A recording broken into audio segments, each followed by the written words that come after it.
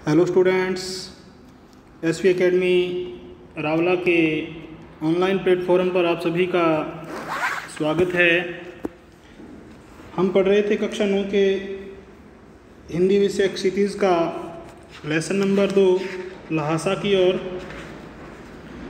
राहुल सांकृत्यायन का ये लेसन, उनकी तिब्बत यात्रा, तो किस प्रकार वो अंत में रास्ता भटके और किस प्रकार उनके तिब्बती मित्र सुमति ने उनके लिए 2-3 बार चाय गर्म की, फिर ठंडी हो गई वो, और उनको गुस्सा भी आया और किस प्रकार उनका गुस्सा जल्दी ठंडा भी हो जाता है। और लड़कोर में वे एक अच्छी जगह पे ठहरे हुए थे और यहाँ भी उनके अच्छे यजमान थे। पहले चाय सत्तू खाया गया और फिर रात को गर्मा गर्म थुकप्पा मिला। तो यहाँ तक हमने इसको पढ़ लिया था। आगे हम पढ़ते हैं इस लेसन को। अब हम तिडरी के विशाल मैदान में थे। अब हम तिडरी के विशाल मैदान में थे, जो पहाड़ों से घिरा टापू सा मालूम होता था, जिसमें दूर एक छोटी सी पहाड़ी मैदान के भीतर दिखाई पड़ती है। जिसमें दूर एक छोटी सी पहाड़ी मैदान के भीतर या मैदान के अंदर दिखाई सी पड़ती है। उसी पहाड़ी का नाम है तिडरी समाधि गिरी, यानी कि पहाड़ पे बनी हुई है, इसीलिए गिरी भी कहते हैं उसको, तिडरी समाधि। आसपास के गांव में भी सुमति के कितने ही यजमान थे, जानकार थे। यानी उनके कपड़े की पतली पतली चिरी का मतलब होता है फाड़ी हुई, काटी हुई। बत्तियों के गंडे ख़त्म नहीं हो सकते थे। तो यहाँ गंडे का मतलब होता है मंत्र पढ़ाकर या मंत्र पढ़कर गांठ लगाया हुआ धागा या कपड़ा। गंडे किसको बोलते हैं? गंडे कहते हैं मंत्र पढ़कर गांठ लगाया हुआ धागा या कपड़ा। जैसा कि हिंदू धर्म में भी है, कई बार हम धागा वगैरह बनवाने जाते हैं, ताबीज़ वगैरह, तो उसमें वो एक धागे में गांठे से लगा जाता है, उसी को गंडा कहा है उसने। तो बत्तियों के गंडे ख़त्म नहीं हो सकते थे, क्योंकि बोध गया से लाए कपड़े के ख़त्म हो जाने पर किसी कपड़े से बोध गया का गंडा बना लेते थे, यानी कि उसी कपड़े से हम उसको तैयार कर लेते थे। वह अपने यजमानों के पास जाना चाहते थे। मैंने सोचा यह तो हफ्ता भर उधर ही लगा देंगे, यानी कि 1 सप्ताह भर, लगभग 7 दिन उधर ही लगा देंगे। मैंने उनसे कहा कि जिस गांव में ठहरना हो, यानी कि मैंने उनसे फिर सलाह की कि जिस भी गांव में ठहरना हो उसमें भले ही गंडे बांट दो, मगर आसपास के गांवों में मत जाओ। तो मैंने उनको एक सलाह दी कि आप जिस गांव में रहो उस गांव में भले ही गंडे बांट दो, यानी कि वो गांठ लगाया हुआ धागा या कपड़ा, मगर आसपास के गांवों में मत जाओ, यानी कि इसके इर्द गिर्द गांवों में आप मत जाओ। इसके लिए मैं तुम्हें लहासा पहुंचकर रुपए दे दूंगा, और इसके लिए, यानी कि आप नहीं जाओगे तो इसके बावजूद मैं आपको क्या करूंगा, लहासा जब हम पहुंचेंगे तो मैं इसके बदले में आपको पैसे दे दूंगा। सुमति ने इस बात को स्वीकार कर लिया, यानी कि सुमति ने इस बात के लिए हाँ भर ली, क्योंकि उसे मेहनत भी नहीं करनी पड़ेगी और उसके बदले में उसे पैसे भी मिल जाएंगे। तो इसलिए उसने हाँ भर ली, यानी कि उसको उस बात को स्वीकार कर लिया। दूसरे दिन हमने भरिया ढूंढने की कोशिश की। भरिया का मतलब होता है कोई भारवाहक, कोई भार को ढोने वाला। तो भरिया को ढूंढने की कोशिश की, लेकिन कोई नहीं मिला, यानी कि भार ढोने वाला। उनके पास सामान था, उसको ढोने के लिए वो बात कर रहा है। तो भरिया ढूंढने की कोशिश की, लेकिन कोई नहीं मिला। सवेरे ही चल दिए होते तो अच्छा था। अब वो मन में विचार कर रहा है कि अगर हम सुबह जल्दी ही चल देते तो अच्छा होता, लेकिन अब 10-11 बजे की तेज़ धूप में चलना पड़ रहा था। तिब्बत की धूप भी बहुत कड़ी मालूम होती है, यानी कि तिब्बत की धूप भी है, वहाँ का वातावरण भी है, टेम्परेचर वगैरह वो भी थोड़ा गर्म रहता है, अर्थात धूप बड़ी कड़ी मालूम होती है, कठोर मालूम होती है। यद्यपि थोड़े से भी मोटे कपड़े से, यद्यपि थोड़े से भी मोटे कपड़े से सिर को ढांक लें तो गर्मी ख़त्म हो जाती है। क्या हो जाती है भी? गर्मी ख़त्म हो जाती है। आप 2 बजे सूरज की ओर मुंह करके चल रहे हैं, ललाट धूप से जल रहा है। ललाट यानी कि माथा, ललाट का अर्थ क्या होता है? माथा।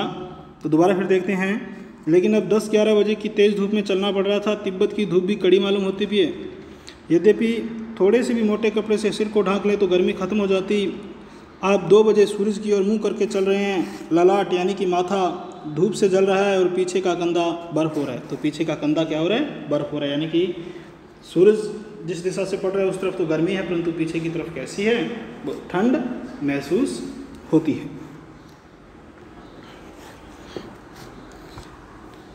फिर हमने पीठ पर अपनी अपनी चीज़ें ला दी, क्योंकि हमें क्या नहीं मिला? भरिया नहीं मिला। तो फिर हमने क्या निर्णय किया? अपनी चीज़ों को, अपनी वस्तुओं को अपनी ही पीठ पे लादा, डंडे हाथ में लिया और चल पड़े। डंडा हाथ में लिया और वहाँ से रवाना हो गए। यद्यपि सुमति के परिचित तिडरी में भी थे, यानी कि जहाँ तिडरी में रुके थे वहाँ हम गए थे, तो वहाँ भी उनके जानकार बहुत थे। किसके? सुमति के। तो सुमति आपको बताया हुआ है कौन है? लेखक को यात्रा के दौरान मिला एक मंगोल भिक्षु था जिसका नाम क्या था? लोबजेड शेख था, जिसका अर्थ होता है सुमति प्रज्ञा आता है। सुविधा के लिए लेखक ने उसे क्या नाम दिया भाई? सुमति नाम दिया। तो सुमति का ध्यान रखना, लेखक को यात्रा के दौरान मिलने वाला एक मंगोल भिक्षु था भी। लेकिन वह एक और यजमान से मिलना चाहते थे, इसलिए आदमी बनने का बहाना कर शेखर विहार की ओर चलने के लिए कहा। इसलिए आदमी से मिलने के लिए बहाना किया और किधर की ओर? शेखर विहार की ओर चलने के लिए उसने मुझे कहा।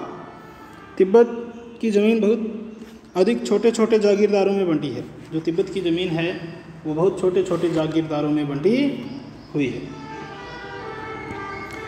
इन जागीरों का बहुत ज़्यादा हिस्सा मठों के हाथ में, यानी कि जो विहार वगैरह बने हुए हैं, मठ वगैरह बने हुए हैं, उनके हाथों में है। अपनी अपनी जागीर में हर एक जागीरदार कुछ खेती खुद भी कराता है, जिसके लिए मज़दूर बेगार में मिल जाते हैं, यानी कि आराम से मिल जाते हैं बेगार में, यानी कि कोई रोटी वगैरह मिलने, रोटी उनको खिला दी जाती है या रोटी पानी खिला दिया जाता है और उसके बदले वो काम कर जाते हैं।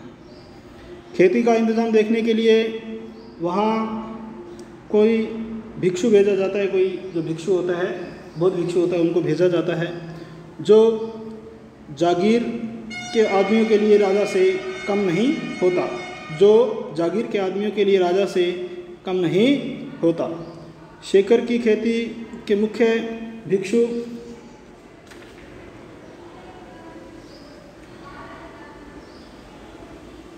यानी कि नम से बड़े भद्र पुरुष थे, बड़े ही अच्छे पुरुष थे। वह बहुत प्रेम से मिले। हालांकि उस वक्त मेरा भेष ऐसा नहीं था कि उन्हें कुछ भी ख्याल करना चाहिए था, यानी कि कुछ भी विचार करना चाहिए था या ख्याल करना चाहिए था। मेरी गौर करनी चाहिए थी। यहाँ एक अच्छा मंदिर था जिसमें कंजुर यानी कि बुद्ध वचन अनुवाद, कंजुर का मतलब क्या है? बुद्ध वचन का अनुवाद किया गया है कि हस्तलिखित 103 पोथियाँ रखी हुई थी, यानी कि 103 पुस्तकें वहाँ रखी हुई थी। किसकी? कंजुर, यानी कि बुद्ध के वचनों का अनुवाद करने की हुई। मेरा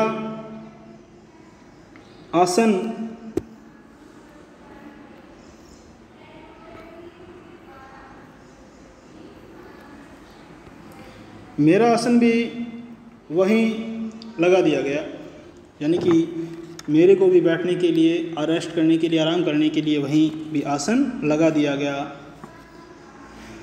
वह बड़े मोटे कागज़ पर अच्छे अक्षरों में लिखी हुई थी। वह बहुत ही बड़े और मोटे कागज़ पे बड़े ही अच्छे बड़ी ही साफ राइटिंग में लिखी हुई थी, अच्छे अक्षरों में लिखी हुई थी। कहने का मतलब है एक एक पोथी 15-15 सेर से कम नहीं रही होगी, यानी कि अगर उसका वजन भी देखा जाए तो 15-15 सेर से 15-15 किलो से कम नहीं रही होगी। फिर सुमति ने फिर आसपास अपने यजमानों के पास जाने के बारे में पूछा। तो सुमति ने फिर आसपास अपने यजमानों के पास जाने के बारे में पूछा। मैं अब पुस्तकों के भीतर था, यानी कि मैंने अब पुस्तकों में इंटरेस्ट लेना शुरू कर दिया, इसलिए मैंने उन्हें जाने के लिए कह दिया, क्योंकि मुझे उन पुस्तकों का शौक़ था और मैं भी पढ़ना भी चाहता था। इसलिए सुमति ने जहाँ भी जाने के लिए कहा तो मैंने उनको हाँ भर दी कि हाँ आप भाई जा सकते हो, क्योंकि मैं किसके अंदर था, पुस्तकों के भीतर था, अर्थात उनको मैं पढ़ रहा था, उनमें अच्छी अच्छी बातों का अध्ययन करने का प्रयास कर रहा था। दूसरे दिन वह गए और वो दूसरे दिन गए। मैंने समझा था 2-3 दिन लगेंगे, मैंने तो ऐसा सोचा कि वो 2-3 दिन अवश्य लगा कर आएंगे। कौन? सुमति, लोबजेट शेख जो मंगोल भिक्षु था।